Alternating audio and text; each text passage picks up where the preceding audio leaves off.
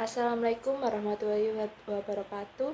Assalatu wassalamu asrafil anbiya'il wal mursalin Sayyidina Muhammadin wa ala alihi ajmain amma ba'du.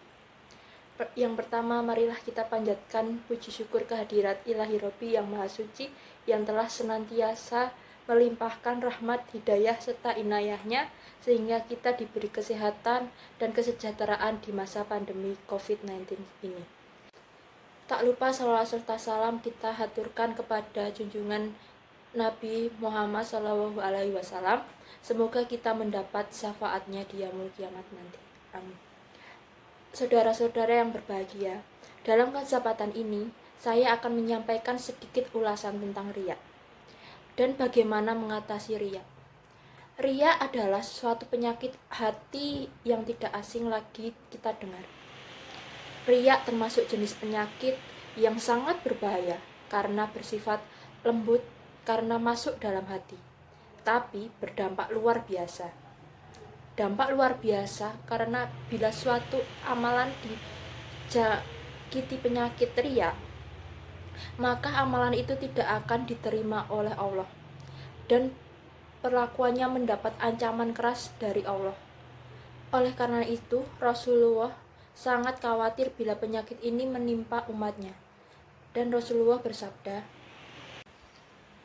sesungguhnya yang paling ditakutkan dari apa yang saya takutkan menimpa kalian adalah asyisikul ashar, atau bisa disebut syirik kecil. Maka para sahabat bertanya, apa yang dimaksud dengan asyisikul ashar? Beliau Shallallahu Alaihi Wasallam menjawab, Ar-riya. Hadis riwayat Ahmad dari sahabat Mahmud bin Lahid. Ar-riya berasal dari kata kerja ra yang bermaksud memperlihatkan, sedangkan yang dimaksud dengan riya adalah memperlihatkan, memperindah sesuatu amalan ibadah tertentu seperti sholat, puasa, atau lainnya, dengan tujuan agar mendapat perhatian dari pujian manusia. Semakna dengan riya adalah sum'ah, yaitu memperdengarkan suatu amalan ibadah tertentu yang sama tujuannya dengan riya, yaitu supaya mendapatkan perhatian dari pujian dan pujian manusia. Saudara-saudaraku yang berbahagia, perlu kita ketahui bahwa segala suatu amalan itu tergantung pada niatnya. Bila sesuatu amalan itu diniatkan ikhlas karena Allah Subhanahu wa taala, maka amalan itu akan diterima oleh Allah Subhanahu wa taala. Begitu juga sebaliknya. Bila amalan itu diniatkan agar mendapat perhatian, pujian, atau ingin meraih sesuatu dari urusan duniawi, maka amalan itu tidak akan diterima Allah Subhanahu wa taala. Rasulullah bersabda, sesungguhnya amalan itu tergantung pada niatnya, dan sesungguhnya amalan seseorang itu akan dibalas sesuai dengan apa yang ia niatkan. Muttafaqun alaih. Ibadah merupakan hak Allah Subhanahu wa taala yang bersifat mutlak, bahwa ibadah itu murni untuk Allah Subhanahu wa taala, tidak boleh dicampuri dengan niat lain selain untuknya. Sebagaimana peringatan Allah Subhanahu wa taala dalam firman-Nya yang artinya, padahal mereka tidak disuruh kecuali supaya menyembah Allah dengan memurnikan ikhlas ketaatan kepadanya dalam menjalankan agama yang lurus, dan supaya mereka mendirikan sholat dan menunaikan zakat, dan yang demikian itulah agama yang lurus. Surat Al-Bayyinah ayat 5. Riya beraneka ragam bentuknya, bisa berupa perbuatan, perkataan, ataupun penampilan yang diniatkan sekedar mencari popularitas dan sanjungan orang lain. Maka ini semua tergolong dari bentuk-bentuk perbuatan riya yang dilarang dalam agama Islam. Menurut agama Islam, riya merupakan dosa besar karena riya termasuk perbuatan syirik kecil, sebagaimana hadis Rasulullah Subhanahu wa taala yang bersabda, sesungguhnya yang paling ditakutkan, apa yang saya takutkan menimpa kalian adalah asyisikul ashar, syirik kecil. Maka para sahabat bertanya, apa yang dimaksud dengan asyikul ashar? Beliau Shallallahu Alaihi Wasallam menjawab, Arya, selain riya merupakan syirik kecil, ia pun mendapatkan berbagai macam mara bahaya. Saudara-saudara yang saya kasihi, penyakit riya merupakan penyakit yang sangat berbahaya karena memiliki dampak negatif yang luar biasa. Allah berfirman, hai orang-orang yang beriman, janganlah kalian menghilangkan pahala sedekahmu dengan selalu menyebut-nyebut dan dengan menyakiti perasaan si penerima. Seperti orang-orang yang menafkahkan hartanya karena riya kepada manusia dan tidak beriman kepada Allah dan hari akhir. Al-Baqarah ayat 264. Dalam konteks ayat tadi, Allah Subhanahu wa Ta'ala memberikan akibat amalan sedekah yang selalu disebut-sebut atau menyakiti perasaan si penerima, maka akan berakibat sebagaimana akibat dari perbuatan riya, yaitu amalan itu tidak berarti karena tertolak di sisi Allah Subhanahu wa Ta'ala. Ayat tersebut tidak hanya mencela perbuatan saja, tentu celaan itu pun tertuju kepada perlakuannya.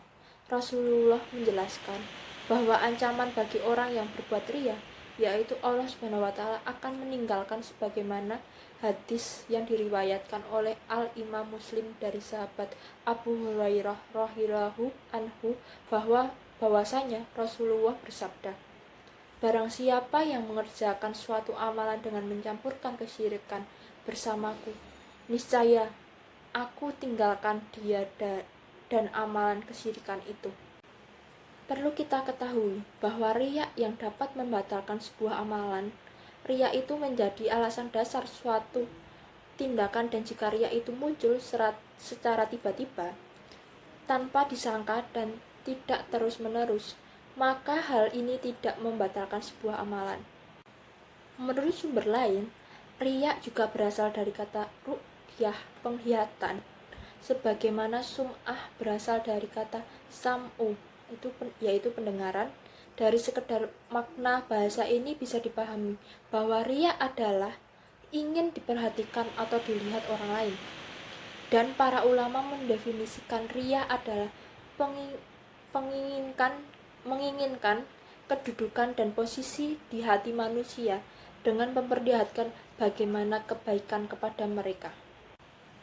Dari definisi tersebut, jelas bahwa dasar perbuatan riya adalah untuk mencari keridhaan, penghargaan, pujian, posisi di hati manusia semata dalam suatu amalan kebaikan atau ibadah yang dilakukannya. Sering keberadaan riya ini luput dari pengamatan dan perasaan seseorang dikarenakan begitu halus, sehingga ada yang mengibaratkan bahwa ia lebih halus daripada seekor semut hitam di atas batu hitam di tengah malam yang gelap gulita.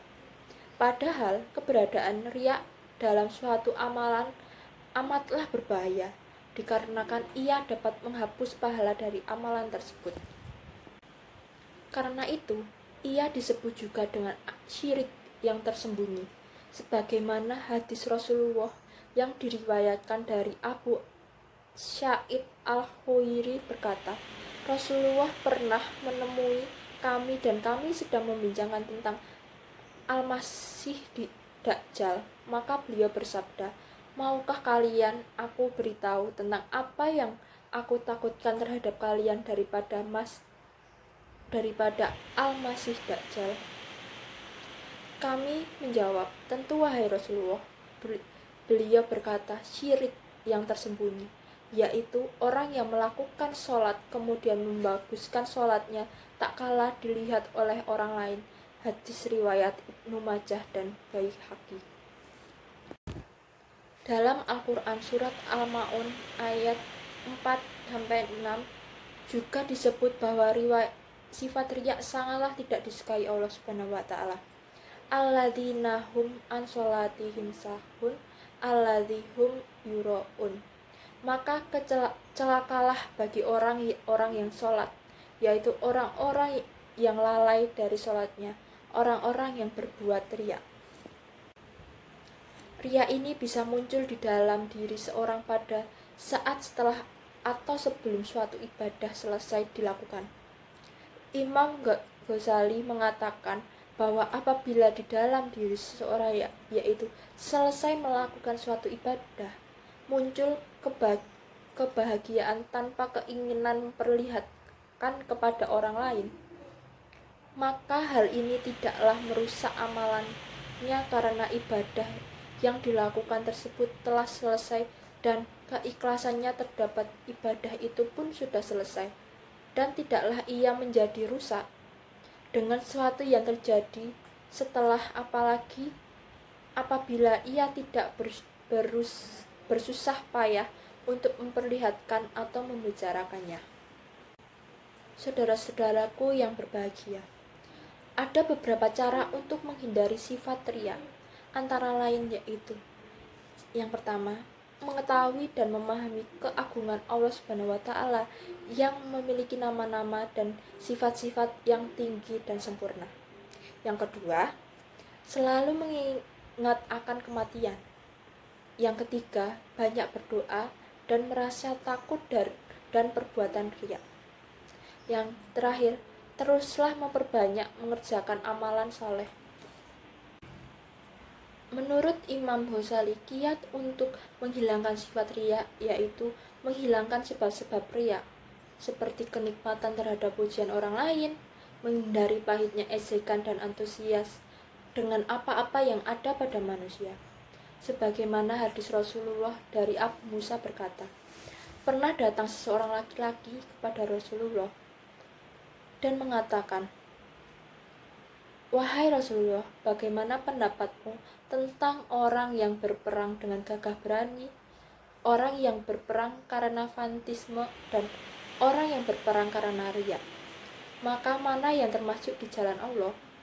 Maka beliau bersabda, "Siapa yang berperang demi meninggikan kalimat Allah, maka dialah orang yang berada di jalan Allah." Hadis riwayat Bukhari. Lalu selanjutnya, membiasakan diri untuk menyembunyikan berbagai ibadah yang dilakukan sehingga hati merasa nyaman dengan pengamatan Allah Subhanahu wa Ta'ala terhadap berbagai ibadahnya itu. Dan yang terakhir, berusaha juga untuk melawan berbagai bisikan setan untuk berbuat riya pada saat mengerjakan suatu ibadah. Semoga risalah ini mendorong kita untuk memperbanyak ibadah dan selalu waspada dari bahaya perbuatan riya. Amin ya rabbal alamin. Saudara-saudaraku yang berbahagia, demikian yang bisa saya sampaikan. Semoga kita sebagai manusia dihindarkan dari segala sifat-sifat yang dibenci Allah Subhanahu wa Ta'ala. Kurang dan lebihnya saya mohon maaf. Wabillahi taufiq wal hidayah. Wassalamualaikum warahmatullahi wabarakatuh.